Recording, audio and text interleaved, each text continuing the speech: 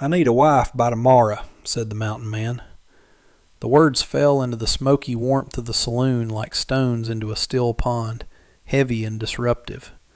Every gambler, trapper, and weary soul nursing a drink turned to look. He filled the doorway, a figure so immense he seemed to block out the very memory of the winter afternoon outside. His hair and beard were a wild, dark tangle frosted with snow. His shoulders were a testament to a life spent wrestling with the wilderness, and his deerskin coat was worn smooth with use. He was a creature of the mountains, raw and untamed, and his presence made the civilized confines of the room feel fragile. Laughter trickled through the silence first, a low, ugly sound from a card table. It grew, swelling into a chorus of ridicule. The man in the doorway didn't flinch. His gaze, a startlingly clear blue in the weathered landscape of his face, swept over the room, unblinking and desperate. Then his eyes found her. An Lee stood behind the long, polished bar, a still point in the swirling currents of noise and mockery. She wore a dress of dark, watered silk, the color of dried blood, its quiet elegance a stark contrast to her surroundings. At 25, she was the sole proprietor of the Gilded Cage, a saloon she had built from a ruin into the town's beating heart. She ran it with a quiet authority that no one dared to challenge. She had seen countless men in this room, proud men, broken men, cruel men, and foolish men, but she had never seen a look like the one in this giant's eyes. It was not the simple need of a lonely man or the arrogance of a boastful one. It was something deeper, a raw, hollowed-out pain that seemed to echo a wound she carried deep within herself. The sight of it silenced the world, and for a long, breathless moment, the laughter of the room faded into a distant hum. In his eyes, she saw the terrifying clarity of a man standing on the edge of a cliff, with no way back and only one impossible path forward. And the recognition of that desperation broke something in her. The jeers grew louder, more pointed. "Hear that, boys? The bear wants a bride," one man cackled, slapping his knee. "What's the matter, Reese? Your old woman run off?" another shouted, his face red with cheap whiskey. The mountain man, Reese, remained motionless, his jaw set like granite. His gaze never left An Lee, a silent, drowning plea. An Lee felt a familiar coil of anger tighten in her chest. These men drank her whiskey and warmed themselves by her fire, yet their casual cruelty was a constant, simmering threat. She placed both hands flat on the bar, the sound a soft but definitive thud that cut through the noise. "That's enough," she said. Her voice was not loud, but it carried a weight that made the room fall silent again. The men grumbled, turning back to their cards and their drinks, but the venom had gone out of the air. An Lee wiped down a clean section of the bar with a cloth, her movements deliberate and calm. She beckoned him forward with a small, sharp nod. Reese moved with a surprising grace for a man his size, his worn boots making little sound on the floorboards. He stopped before her, his massive frame dwarfing the bar. Up close, the scent of pine and cold, clean air clung to him. The lines around his eyes were etched deep, not just from sun and wind, but from a sorrow that seemed to have settled into his very bones. "Whiskey?" she asked, her tone even. He shook his head. "I told you what I need." His voice was a low rumble, like rocks shifting deep underground. "And I'm prepared to pay." He reached into a leather pouch at his belt and placed a small, heavy deerskin bag on the counter. The clink was not of coin, but of something more substantial. Gold. "That's for her trouble, and I've got a claim that'll keep her comfortable for the rest of her days." An Lee didn't look at the gold. She kept her eyes on his. "Why?" she asked, the single word cutting to the heart of it. "Why tomorrow?" A muscle worked in his jaw. "It's a deadline, a legal matter." The hesitation told her it was more than that. It was personal. "There are women in this town who would take your gold for a night," she said, her voice dropping lower. But a wife is a different thing. He finally broke eye contact, his gaze falling to his own large, calloused hands resting on the bar. "It has to be a wife," he said, the words raw with frustration. "It has to be real, on paper, before the circuit judge leaves the valley day after tomorrow." An-Li untied her apron and hung it on a hook beneath the bar. "Follow me," she commanded softly, turning toward a door behind the counter. Reese hesitated for a moment, then followed her out of the main room and into the quiet of her small office. The room was sparse but orderly. A small desk, a single chair for a visitor, and a shelf of ledgers. A window looked out onto a narrow alley where the snow was piling in clean, silent drifts.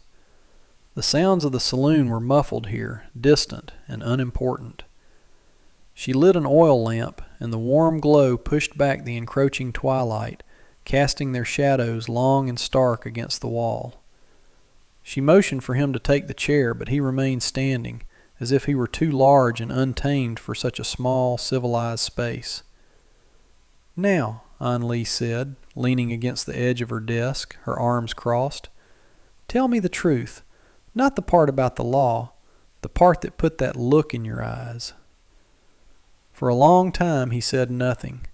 He stared at the floor, his great shoulders slumped, the weight of his impossible request pressing down on him. She waited, her patience a tangible thing in the quiet room.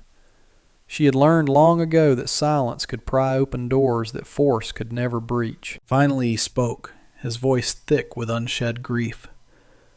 "I had a sister, Elspeth. She was all I had left." He swallowed hard. "She took ill this past autumn, fast, before I could get back down from my high trapping line. She was gone." He paused, the memory clearly a physical pain. "She filed on a homestead claim, 160 acres of the most beautiful land you've ever seen, up on the South Ridge. It was her dream. She wanted to be buried there, under the pines, looking out over the valley. It was the only thing she ever asked of me." He finally looked up, and the anguish in his eyes was so profound it made An-Li's breath catch. "The claim has a proving up clause, a settlement clause. To be finalized, the deed holder has to be part of a family unit, married. The deadline is tomorrow at sundown. If I'm not married, the land reverts to the railroad. They'll clear-cut the timber, and her final resting place will be on land that belongs to them. I cannot let that happen. It was a promise." The story settled in the small room, filling the space between them. A promise to the dead. An-Li felt the truth of it in her soul. This wasn't about property. It was about sanctuary. It was about a brother's guilt and his desperate, loving penance. The word promise snagged on a memory deep inside her, a memory she kept locked away. She thought of her own journey, the flight from her home across the ocean. She had been promised too. Promised in marriage to a wealthy merchant in her homeland, a man old enough to be her grandfather, a man with cruel hands and emptier eyes. Her family had seen it as a great honor, a way to secure their future. They could not see the cage he was building for her. So she had run. She had taken the money saved for her dowry and booked passage on a ship, leaving behind a letter that she knew would break her mother's heart.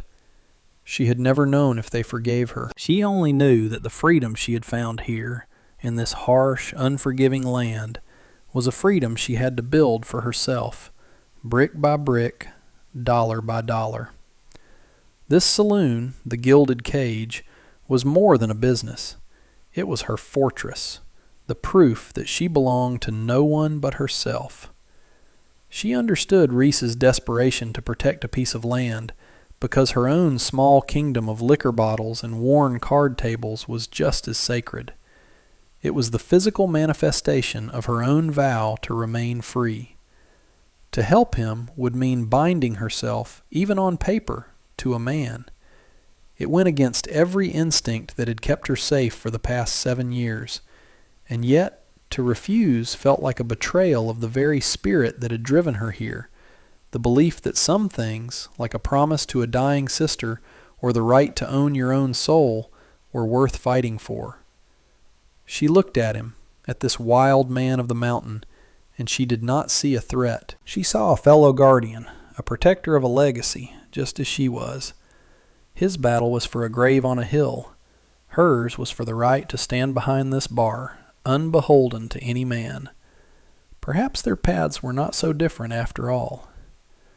An Lee pushed herself off the desk, her decision made. The rustle of her silk dress was the only sound. "I will do it," she said. The relief that washed over Reese's face was so immense it was almost painful to watch. The tension went out of his shoulders, and he seemed to shrink slightly, becoming less of a mountain and more of a man. He reached for the bag of gold again, pushing it across the desk toward her. "Thank you. I don't have the words." An Lee placed her hand over his, stopping him.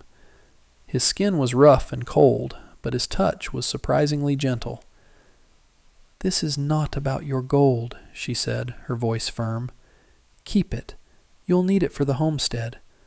But there are conditions." "My conditions?" He nodded immediately, his eyes earnest. "Anything." She drew a deep breath, laying out the terms of her own survival. "First, this is a contract. We will be married before the judge, and you will secure the deed to your sister's land. That is the beginning and the end of our arrangement." She watched his face for any sign of argument, but he only listened, his expression solemn. "Second, this saloon remains mine.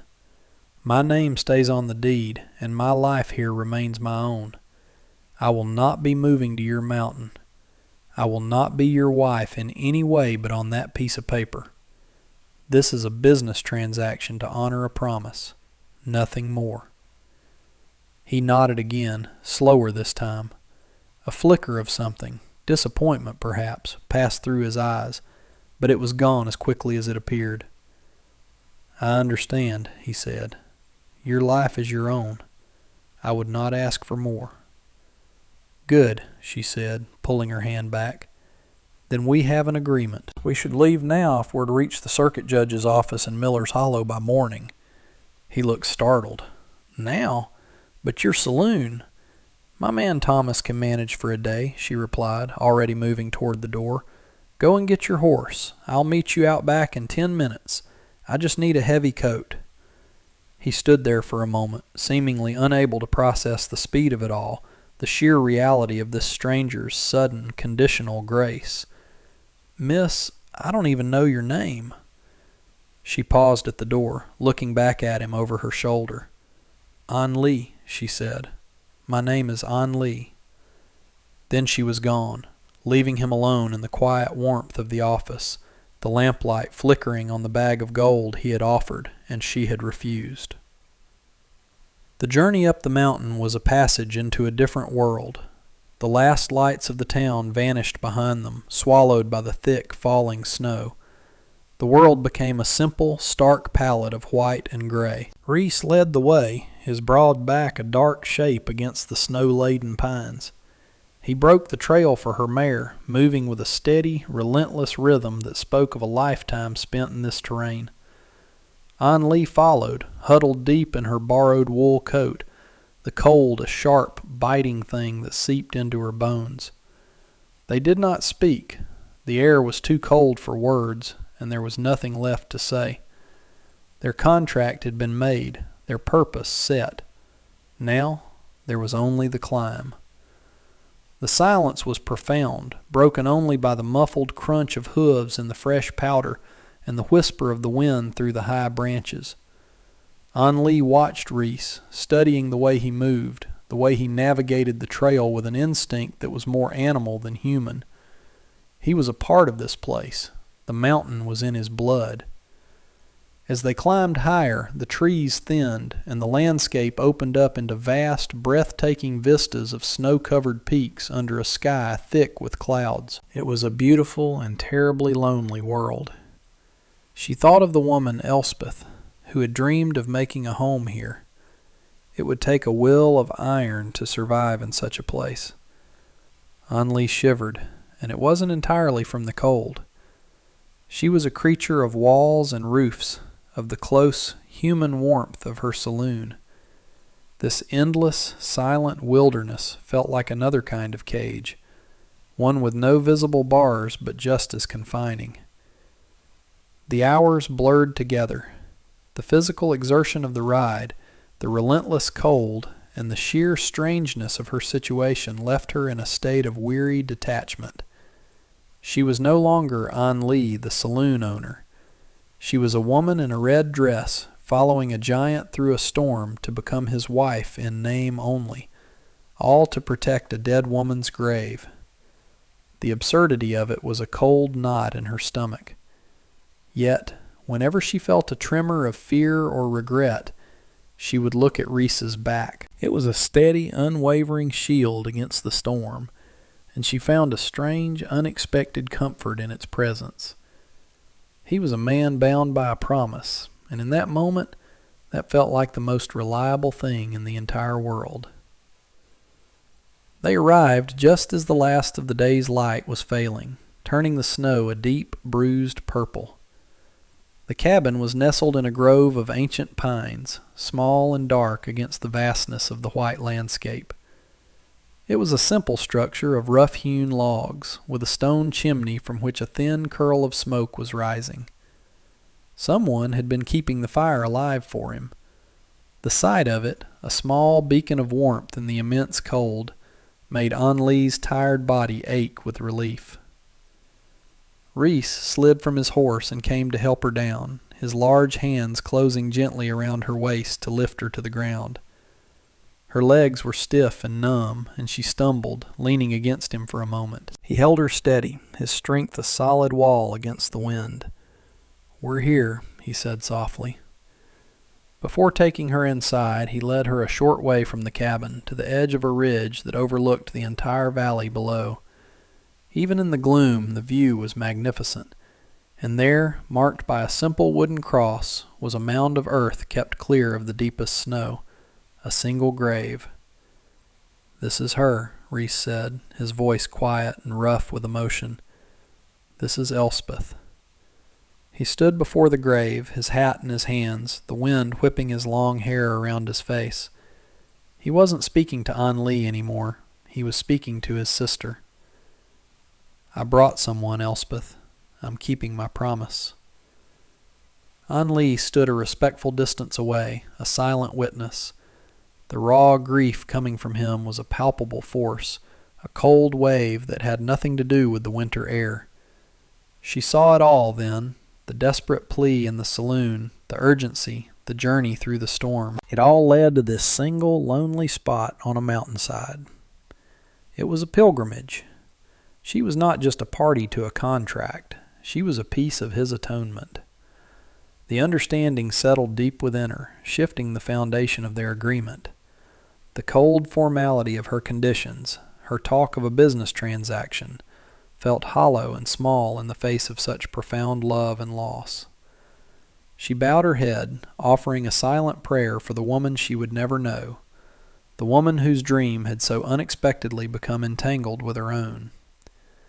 Inside, the cabin was one room, dominated by a large stone hearth where embers glowed warmly.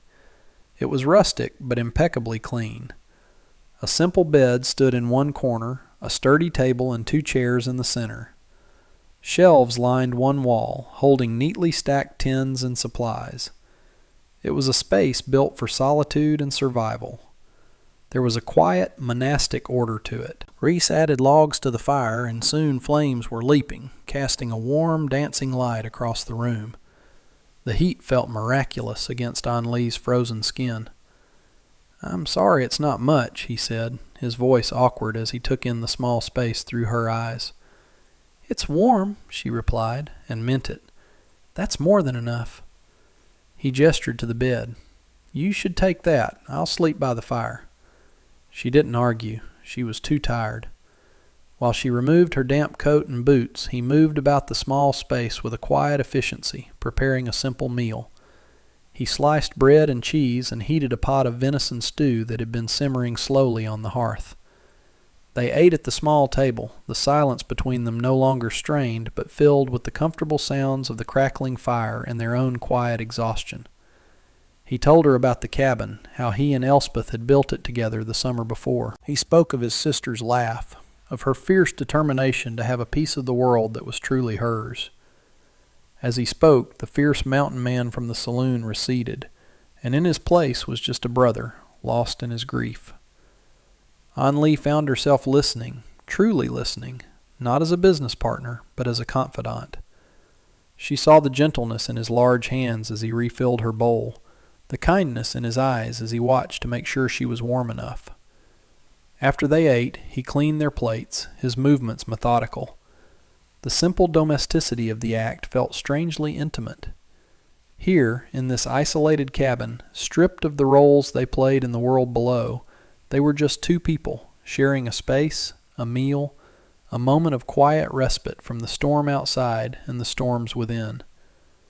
A fragile, unspoken connection began to form in the firelight, a bond woven from shared silence and a mutual respect for each other's sorrow. The next morning they rode down to Miller's Hollow, a small settlement in the valley that was little more than a trading post and the temporary office of the circuit judge. The judge was a portly man with a weary face who looked at them over his spectacles, his expression betraying no surprise. He had likely seen every kind of strange arrangement this frontier could produce. The ceremony was brief, the words clinical and devoid of romance. They signed the ledger, their names, Reese Morgan and An Lee, now legally bound together. The judge stamped the document, handed Reese the official deed to the homestead, and just like that, it was done. The promise was fulfilled. The ride back up the mountain felt different. The desperate urgency was gone, replaced by a strange, uncertain quiet. The land was his. Elspeth's final wish was secure. But now, a new question hung in the air between them. What next? Back in the warmth of the cabin, the reality of their situation settled in. The contract was complete. An Lee was, by her own terms, free to return to her life, her saloon. Reese built up the fire, his movements slow, reluctant. He stood staring into the flames for a long time before he finally turned to her. "I didn't tell you the whole truth," he said, his voice low. "It wasn't just about the land." An Lee waited, her heart beating a little faster. He wouldn't meet her eyes. "The day I left for the high country, Elspeth and I had a fight. A terrible one.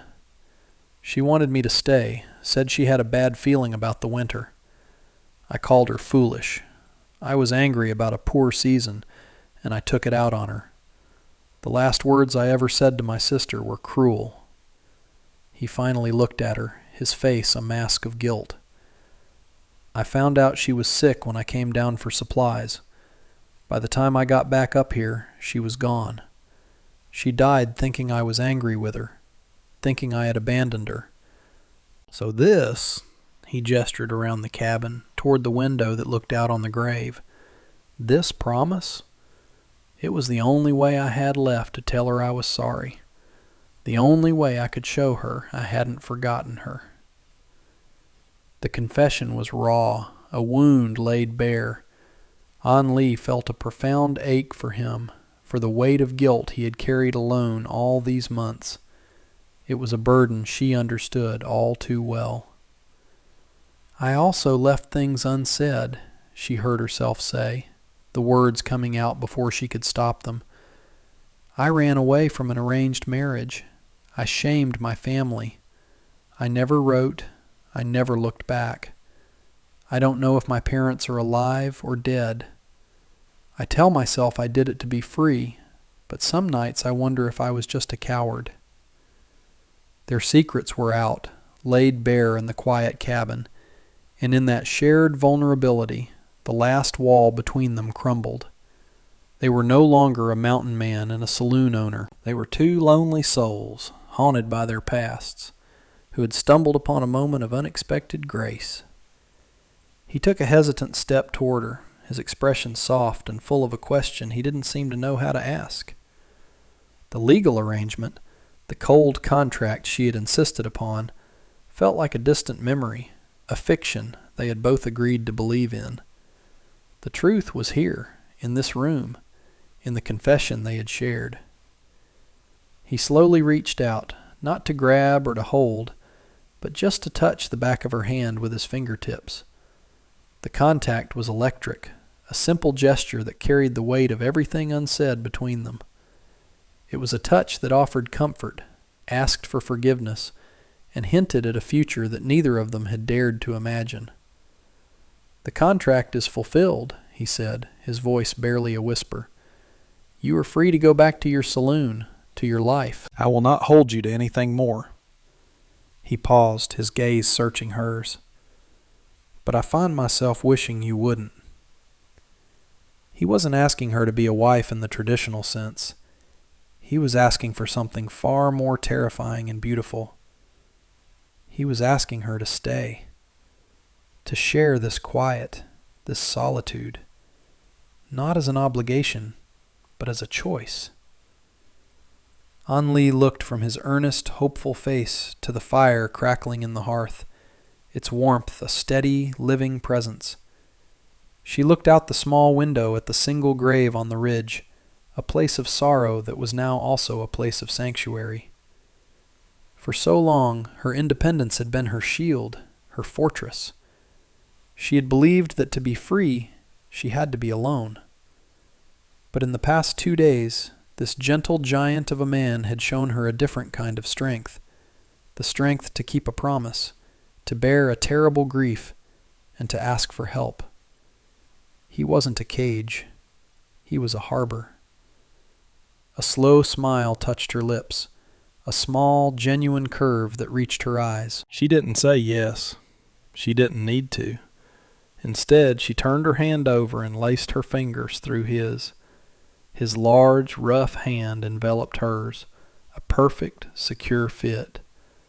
The storm outside had passed, and in the quiet aftermath, in a small cabin on a lonely mountain, 2 people who had met as strangers began the slow, tender work of building a home.